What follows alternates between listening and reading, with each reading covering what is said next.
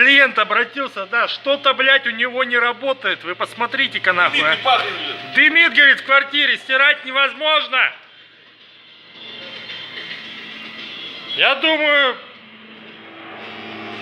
это проводка. О, еще и гудит. Давно, блядь.